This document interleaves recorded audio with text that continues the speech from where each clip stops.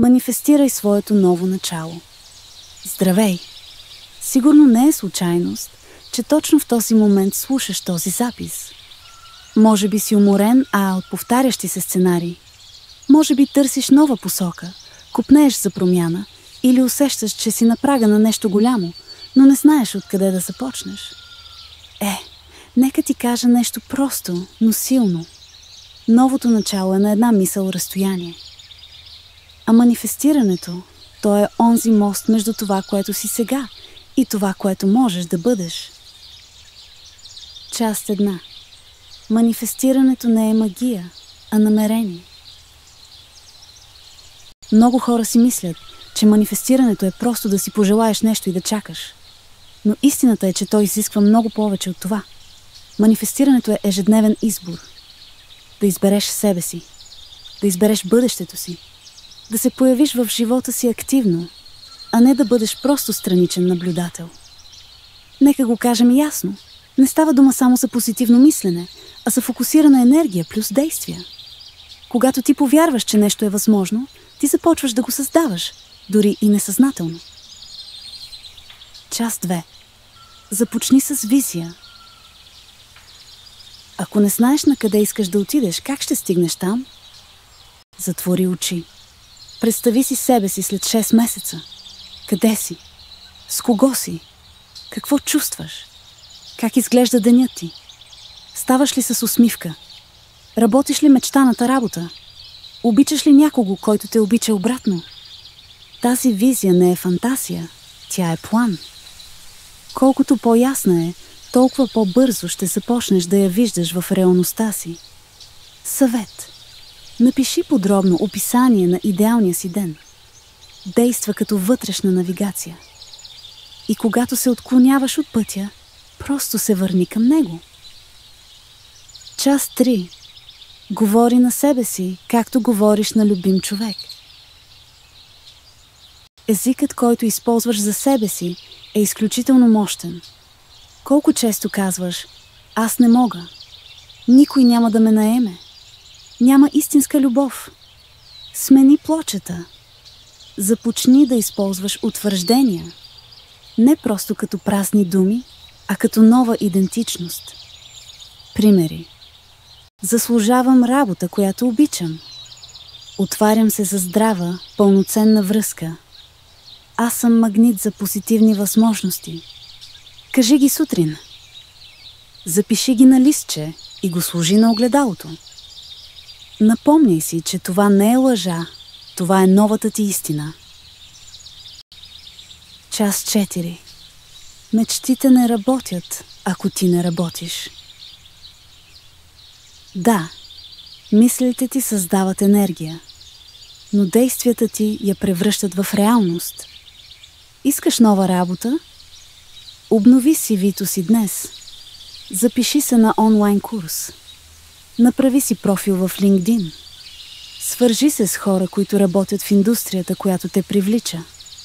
Искаш нова любов? Излез от зоната си на комфорт. Говори с нови хора. Пусни старата болка. Искаш собствен бизнес?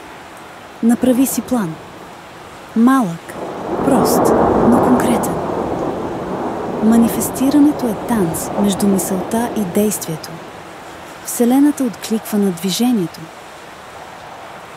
Част 5. Благодарността отключва новото. Може би ще звучи банално, но това е истина. Когато си благодарен за малкото, животът ти дава повече. Всеки ден, без изключение, изказвай благодарност за 3 неща. Не е нужно да са грандиозни. Благодаря за това, че съм здрав, благодаря, че днес усмихнах някого. Благодаря, че имам възможност да започна на чисто. Това променя перспективата ти. От нямам към вече имам. И тази енергия привлича още хубаво. Част 6. Почисти пространството, вътрешно и външно. Искаш ново начало, но си обграден с остатъци от миналото. Запази тази мисъл. Изтри чатове, които носят болка.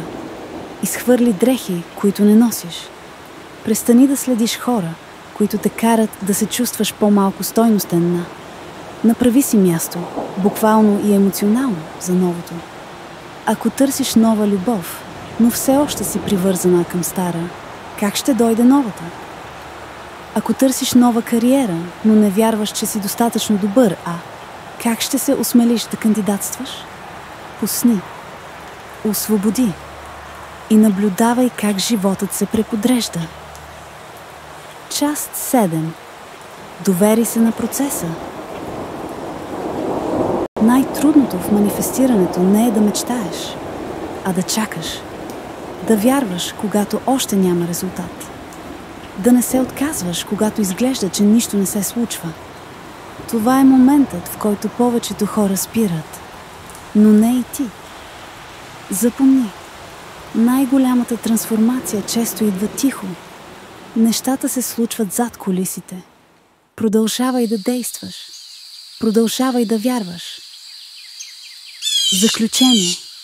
Твоето ново начало започва днес. Няма магически бутон, но има теб. И има този момент. Избери го. Избери новото си начало. Избери себе си. Любовта, която търсиш, вече се приближава. Възможността, която искаш, вече чука на вратата. Животът, който заслужаваш, вече те вижда. Не е нужно да знаеш всичко. Не е нужно да си перфектен. Нужно е само да започнеш. И ето, ти вече започна. Ако този запис ти е помогнал, можеш да го слушаш всеки път, когато имаш нужда да се върнеш към себе си. Сподели го с приятел, който също е готов за ново начало.